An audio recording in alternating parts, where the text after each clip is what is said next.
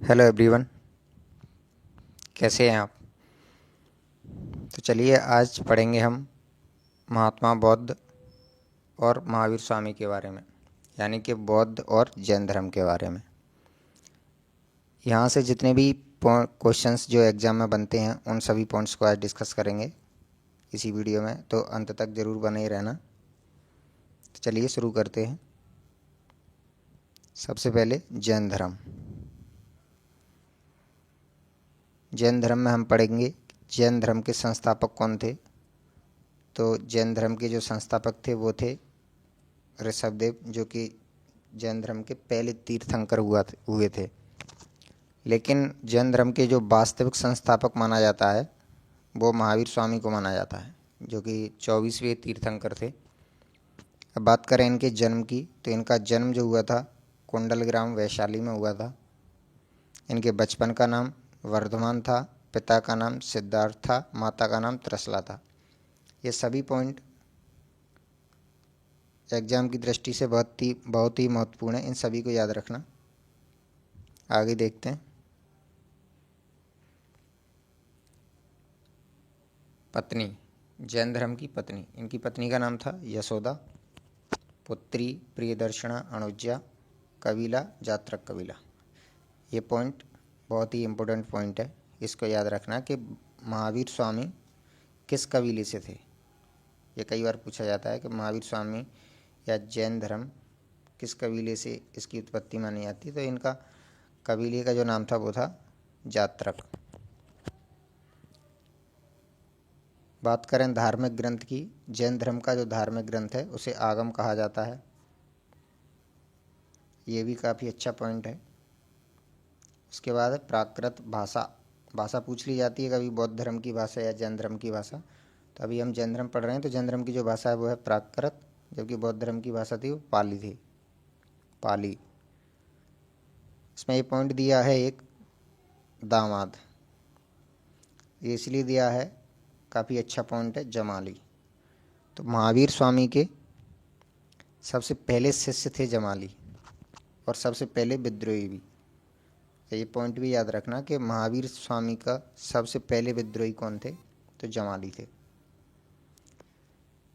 अब बात करें इनके घर छोड़ने की, या कब इन्होंने संन्यास के बारे में सोचा, या कब ये तपस्या करने चले गए थे। तो 30 वर्ष की आयु में इन्होंने अपना घर छोड़ दिया अपने बड़े भाई से नंदीवर्धन से आज्ञा लेकर, और इन्हें 42 वर्ष की उम्र में, यानी कि 12 वर्ष बाद 42 वर्ष की उम्र में ऋजुपालिका नदी, जराम्बिक गांव, साल के वृक्ष के नीचे। ये तीनों पॉइंट याद रखना है। इनको ज्ञान की प्राप्ति कहाँ हुई थी, तो ऋजुपालिका नदी के किनारे जराम्बिक गांव में साल के वृक्ष के नीचे। साल का वृक्ष पढ़ना इसलिए इम्पोर्टेंट है क्योंकि ये महावीर स्वामी के वे में आती हैं तीनों चीज़ें ज्ञान प्राप्ति के लिए। कौन सी नदी, कौन सा वृक्ष, तो इसलिए कन्फ्यूज नहीं होना है। महावीर स्वामी को जो ज्ञान प्राप्त हुआ था वो साल के वृक्ष के पेड़ के नीचे हुआ था। इसे ज्ञान प्राप्ति को कैवल्य कहा गया था। जैन धर्म में ज्ञान प्राप्ति को कैवल्य कहा। अब बात करें उपदेश की, तो इन्होंने सबसे पहले अपने उपदेश कहाँ दिए और किसे दिए। महावीर स्वामी ने सबसे पहले अपने उपदेश वेपूचल पहाड़ी पर 11 ब्राह्मण शिष्यों को दिए थे। इनके शिष्यों को गणधर कहा गया। नेक्स्ट, त्रिरत्न। क्वेश्चन पूछा जाता है कि जैन धर्म के त्रिरत्न कौन कौन से हैं। तो जैन धर्म के जो त्रिरत्न हैं वो हैं सम्यक ज्ञान, सम्यक दर्शन, सम्यक चरित्र। याद रखना है। ये भी काफ़ी अच्छा पॉइंट है, कई बार पूछा भी गया है कि जैन धर्म ग्रहण करने वाली पहली महिला कौन थी।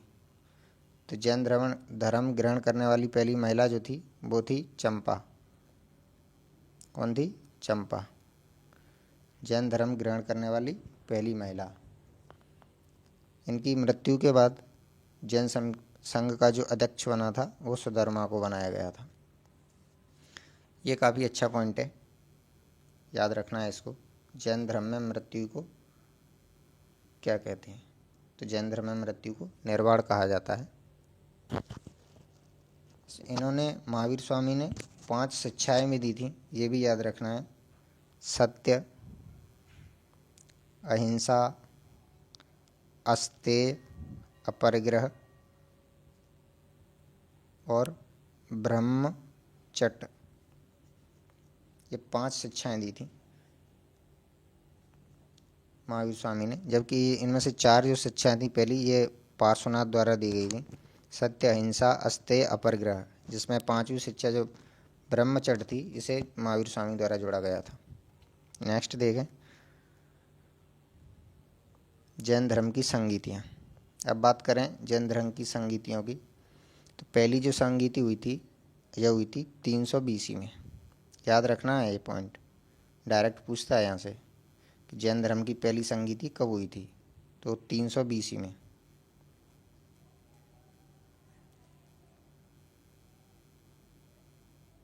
कहाँ हुई थी, तो ये हुई थी पाटलिपुत्र में। उस समय शासक कौन था, तो चंद्रगुप्त मौर्य। इसकी संगीति की अध्यक्षता किसने की, तो वो की थी स्थूलभद्र ने। आपको ये चीज़ें याद रखना है कि प्रथम संगीति के समय शासक कौन था, तो चंद्रगुप्त मौर्य था, और पाटलिपुत्र में आयोजित की गई थी। इसी संगीति में जैन धर्म को 2 भागों में बांट दिया गया, श्वेतांबर और दिगंबर। पहली संगीति में श्वेतांबर जो थे वह स्थूलभद्र के नेतृत्व में बांटा गया था इन्हें, और दिगंबर जो थे उन्हें भद्रबाहु के नेतृत्व में बांटा गया था। दिगंबर जो थे वह पुरातनवादी थे, जबकि श्वेतांबर थे वह परिवर्तनवादी थे। श्वेतांबर देखा हुआ आपने, जो भी जैन मुनि होते हैं सफ़ेद कपड़ा, एक ही वस्त्र धारण करते हैं, धोती टाइप की लपेटे हुए रहते हैं। दिगंबर में, जबकि ये नागा साधु रहते हैं बौद्ध धर्म के, वह दिगंबर में होते हैं, दिगंबर में सॉरी। उसके बाद दूसरी संगीति, तो देखें दूसरी संगीति कब हुई थी। दूसरी संगीति हुई थी 512 AD में। यह हुई थी वल्लवी, गुजरात में है यह वल्लवी, और इसकी अध्यक्षता जो की थी वो की थी देवार्दी छमश्रवण ने। इस संगीति में धर्म ग्रंथों को अंतरिम रूप से सम्मिलित किया गया था, और इसमें आगमों की संख्या 84 निर्धारित की गई। पॉइंट याद रखना, जैन धर्म में आगमों की संख्या कितनी निर्धारित की गई थी, तो 84 निर्धारित की गई थी। क्योंकि पहली जो संगीति हुई थी उसमें आगमों की संख्या को 12 बताया गया था पहली संगीति में। अब देखते हैं बौद्ध धर्म के बारे में। बौद्ध धर्म, इसके संस्थापक गौतम बुद्ध को माना जाता है, जिन्हें प्रकाश स्तंभ, एशिया का प्रकाश स्तंभ भी कहा जाता है, लाइट ऑफ एशिया। याद रखना है इसको, गौतम बुद्ध को लाइट ऑफ एशिया भी कहा जाता है। इनका जन्म कहाँ हुआ था, तो इनका जो जन्म हुआ था लुम्बिनी, नेपाल में। कंफ्यूज नहीं होना है, महावीर स्वामी का जन्म और इसमें महावीर स्वामी का जन्म था कुंडलग्राम, वैशाली में, जबकि गौतम बुद्ध का जन्म लुम्बिनी, नेपाल में हुआ था। इनके बचपन का नाम सिद्धार्थ था। ये कन्फ्यूजन वाला पॉइंट है, क्योंकि सिद्धार्थ जो था वह उनके पिता का नाम था महावीर स्वामी का, लेकिन यहाँ पे गौतम बुद्ध जी का नाम था सिद्धार्थ बचपन का। इनके पिता का नाम था शुद्धबोधन, माता का नाम महामाया, जबकि इनका पालन किया था गौतमी ने। इनकी पत्नी का नाम था यशोधरा। ये सभी पॉइंट, सारे के सारे पॉइंट इंपॉर्टेंट पॉइंट्स हैं, यहाँ से डायरेक्ट क्वेश्चन पूछ लिया जाता है। खासकर ये चीज़ें आपको याद रखना है, इनका जन्म स्थान कहाँ पर हुआ था, पिता का नाम क्या था, बचपन का नाम क्या था। नेक्स्ट,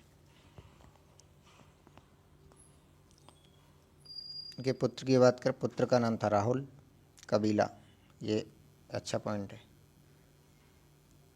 जैसे हमने महावीर स्वामी का पढ़ा था, महावीर स्वामी किस कबीले से थे, तो वे थे जात्रक कबीले से, जबकि महात्मा बौद्ध, गौतम बुद्ध थे वो शाक्य कबीले से थे। किस कबीले से थे, शाक्य कबीले से। याद रखना है पॉइंट। धार्मिक ग्रंथ, तो बौद्ध धर्म के धार्मिक ग्रंथ को पिटक कहा जाता है। इसकी भाषा पाली, जबकि जैन धर्म की भाषा कौन सी थी? प्राकृत। यह याद रखना है, कन्फ्यूज नहीं होना इसमें। अब बात करें इनके गृह त्याग की, तो इन्होंने घर कब छोड़ा? 29 वर्ष की आयु में इन्होंने अपना घर त्याग दिया था और ज्ञान प्राप्ति के लिए चले गए। बौद्ध धर्म में गृह त्याग की घटना को महाविनिष्क्रमण कहा जाता है। गृह त्याग की घटना को क्या कहा जाता है बौद्ध धर्म में? महाविनिष्क्रमण।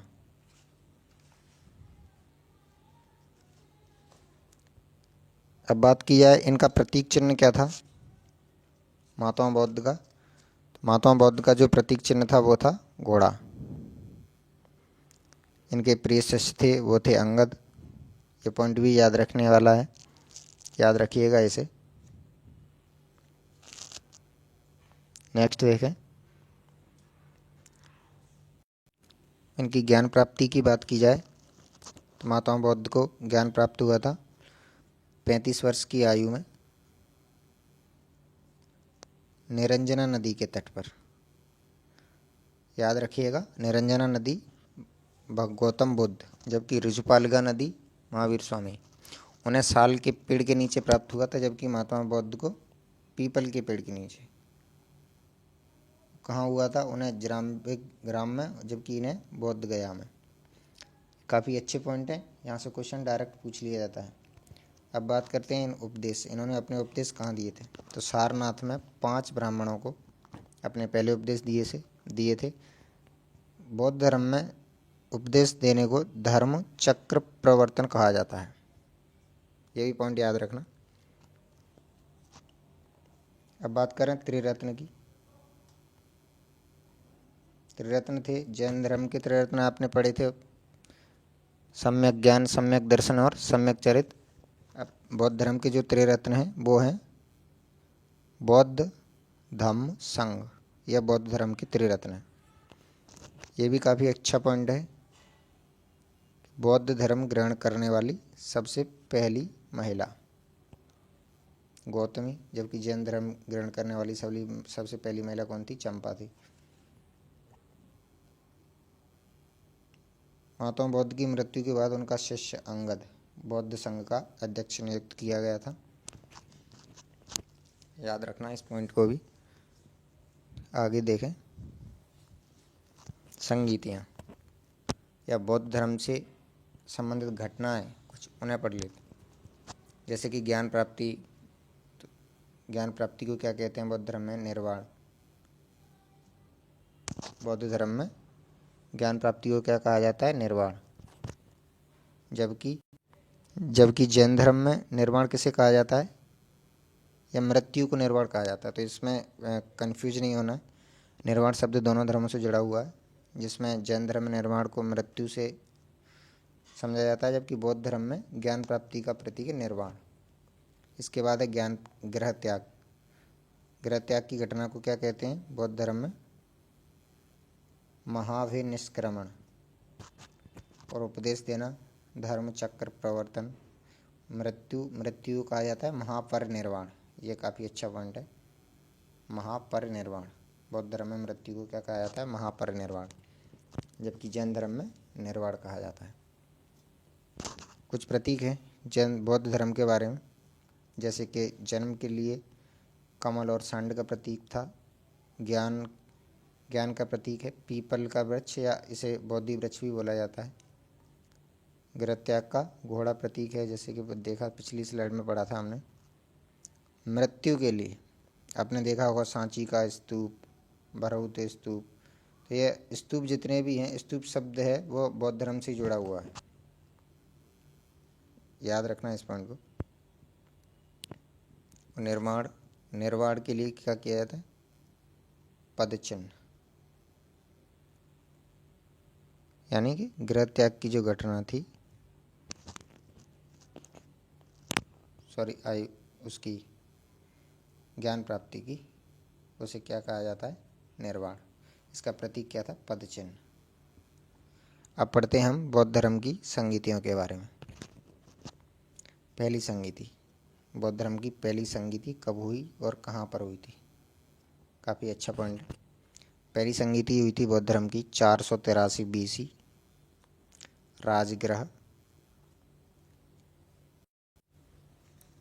राजगृह सप्तपर्णी गुफाओं में। उस समय शासक थे अजातशत्रु और इसकी अध्यक्षता की थी महाकश्यप ने। पॉइंट याद रखना है, सभी पॉइंट्स। इसके बाद हुई थी दूसरी संगीति। तो दूसरी संगीति कब हुई ये भी जानेंगे। दूसरी संगीति हुई थी 383 BC। यानी याद करने के लिए आपको कुछ नहीं करना, पहली संगीति में से कितना कम कर दिया है 100, 483 में से 100 कम किया 383 BC। ये कहाँ हुई थी? ये हुई थी वैशाली में। इस समय शासक थे कालाशोक और अध्यक्षता की थी दूसरी संगीति की सर्वकामी ने। इसके बाद हुई थी तीसरी संगीति। तो ये कब हुई थी? ये हुई थी 250 BC में। उस समय कहाँ हुई थी? तो ये हुई थी पाटलिपुत्र में। इस समय जो शासक थे वो थे अशोक महान और इसकी जो अध्यक्षता की थी तीसरी संगीति की वो की थी मोगली पुत्र तिष्य ने। इसके बाद सबसे लास्ट में हुई थी चौथी संगीति। ये कहाँ हुई? तो ये कब हुई और कहाँ हुई? तो ये हुई थी 100 AD में। ये कुंडलवन में हुई थी, कुंडलवन जम्मू कश्मीर में। उस समय शासक थे कनिष्क और इसकी जो अध्यक्षता की थी वो की थी वसुमित्र ने और उपाध्यक्ष थे इस समिति के अश्वघोष। इसमें कुछ एक पॉइंट और भी है, ऐसे बौद्ध की जो पहली मूर्ति थी महात्मा बुद्ध की वो किस शैली में थी? याद रखिएगा, मथुरा शैली में थी। बौद्ध जो कि बुद्ध भगवान की जो मूर्ति थी वो मथुरा शैली में थी।